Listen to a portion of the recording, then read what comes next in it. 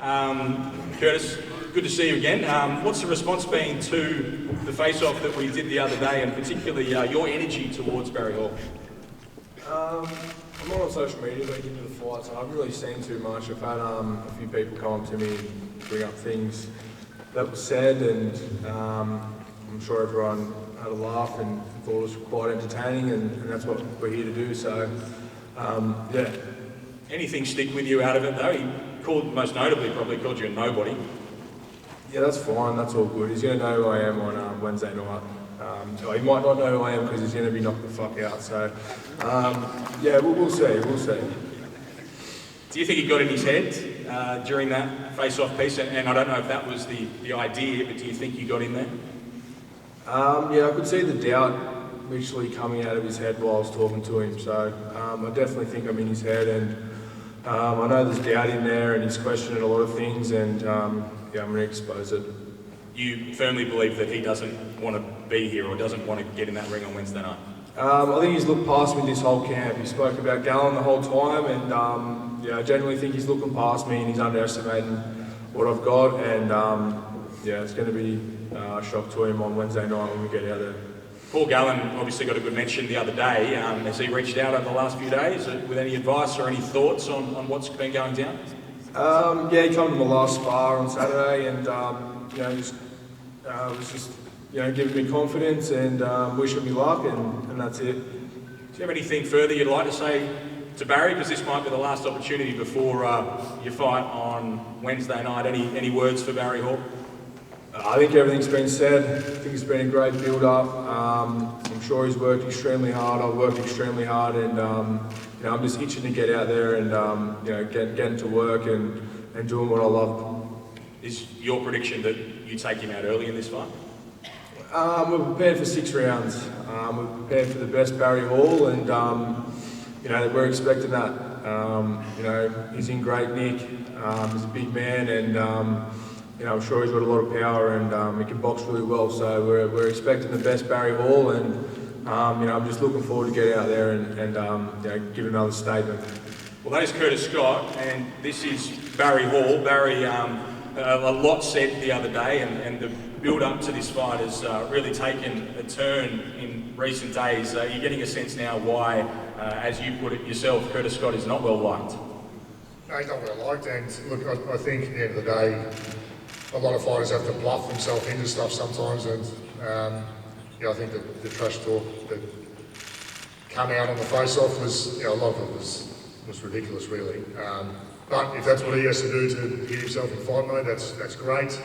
I've been accused of, looking past him with Paul Gallen and all these sorts of things, and I'm just answering questions that people put to me.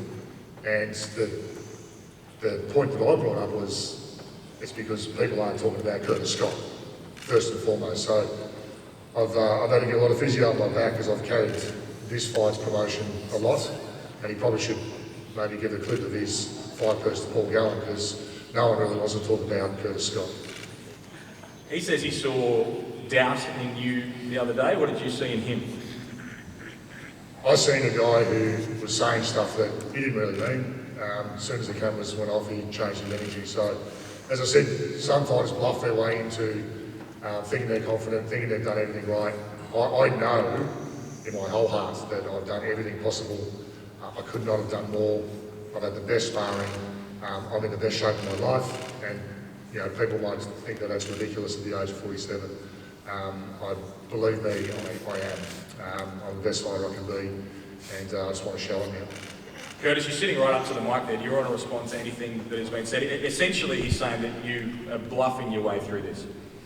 Honestly, I don't even know why he keeps saying no. If I wanted to be like where everyone made, I'd buy an ice cream truck. Alright? Honestly, it's got nothing to do with anything. We're going out there and we're fighting, and that's it. Like, I'm not here to make more friends. I'm here to knock you out, and that's it. Barry, jump back in. Oh, that's nice. That's great. Look, in everything that sells, there's a hero and a villain. He's certainly not a hero, that's for sure. So he's got to take the villain card. So if he's got to play that role, that's fine. Or maybe he can go back to ice creams after this. What have people been saying to you? I know that you were saying people were reaching out, asking you to knock him out. I'm sure that's stepped up over the last few days. Yeah, it's stepped up quite a bit. I don't have to hide off social media because I can handle it. Yeah, so that has come up, but I've got a firm focus, and as I said, I've prepared, I've done everything. I've got a job to do Wednesday night, and it's going to get done. Is it fair to say that he flicked a little bit of a switch with you during that face-off? Because talking to you straight afterwards, I don't think you were rattled, but you certainly were surprised by how aggressive he came to that event as. Oh, it was just full of shit, really, to be honest. So I wasn't rattled, it was just a different energy, and it's fight week now, so I'm fine with that energy. That's what we're here to do. We're not here to, it's not a tickling contest, we're here to hurt each other. And, not that I'm going out there to try and stop him, but we've got a process in place that if the stoppage comes, I'm going to be quite happy. Final words to Curtis before we wrap up, and we'll see you again at the weigh-in tomorrow. Yeah, look, I know he's come prepared, and as have I, I've mentioned it a couple of times. You can think you've come prepared, and then you don't get the result, and you go, oh, if, buts, maybes. I've been there before as well. The worst thing that can happen in boxing has already happened to me, so I've got no fear at all. I've got no fear. I've already been knocked out in the first round. So I'm coming in this with no doubt. I don't have to do this. I want to do this. And, Curtis is coming from a different place, but he's certainly no Latrell Mitchell either. So just thought I'd put that in there. All right, thank you so much, Barry Hall and Curtis Scott. That's your co-main event.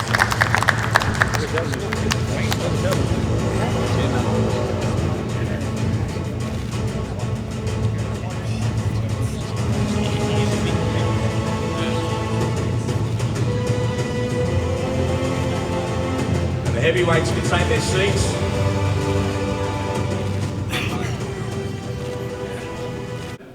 This preparation has been amazing because I'm coming up against a really great fighter. I need to make sure that I've done all that I can do leading into this fight. So I walk in there with the absolute confidence knowing that I'm going to get this victory, and that's what I've done. I've prepared, I've left no stone unturned, and I've prepared for the very best Liam Wilson. I believe he's prepared for a tune-up, and that's going to make the difference on Wednesday night. Do you think he's looking past you? Because he's mentioned George Kambosos, as have others, as being a potential next opponent for the winner of this fight. Do you think Liam has one foot in that ring? There's definitely been a lot of disrespect in that regard. Obviously, there's mutual respect between Liam and I. We're both family men, but he obviously doesn't respect me as a fighter. Talking about George Kambosos and how his next bout is going to be against George Kambosos and how this is a tune-up leading into that. He's going to pay for it. Do you see an advantage in the fact that, and Munir just talked about weight divisions, you're an established lightweight now, Liam's coming up in weight. Do you think that plays into your hands in this fight? Most definitely. He's been stopped in 3 of his last 7 bouts. Yes, against world-class fighters. I'm going to prove that I'm a world-class fighter too. I'm going to continue on that trend. So you stop Liam Wilson in this fight? Whether it's a stoppage, whether it's whatever it is, it's victory. I believe that he falls apart 4, 5, 6 rounds in. If it happens in 7, 8, 9, 10, we've got 10 rounds to do it. Ready to get it done.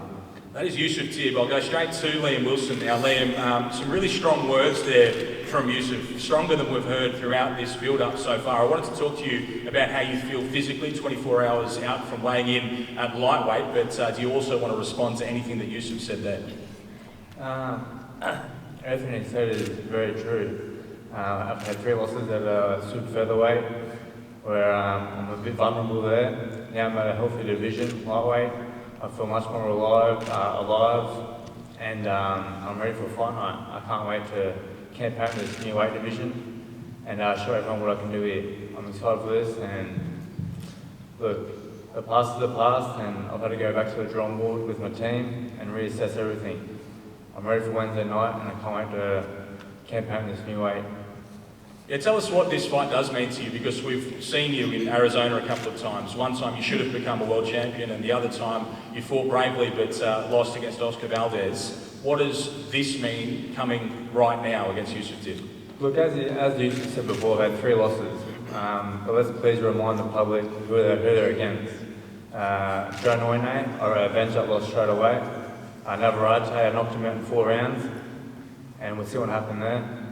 And my last fight against Valdez, it's an unfortunate outcome, but I'm back to the drawing board. I've moved up a weight division, I'm fit and healthy here, and ready to showcase my skills on Wednesday night. How big a puncher are you at lightweight, do you think? We'll have to wait and see on Wednesday night. I feel strong, I feel fit, and I feel much more energetic where I am right now. I feel like, honestly I felt this fight's happening because the team and Yousef have taken this fight because they think I'm vulnerable. And they're sadly mistaken. Here I'm a lot more healthier, and I'm ready. What's your prediction, Liam? Do you stop Yousef T? He's just said that he stops you, most likely. Yeah, well, you can try. Look, I feel good, and look, a gym mate of mine, Miles, he grazed him with a left hook. Wait until mine lands. All right, that is a great fight between Liam Wilson and Yousef T. Cannot wait for that one.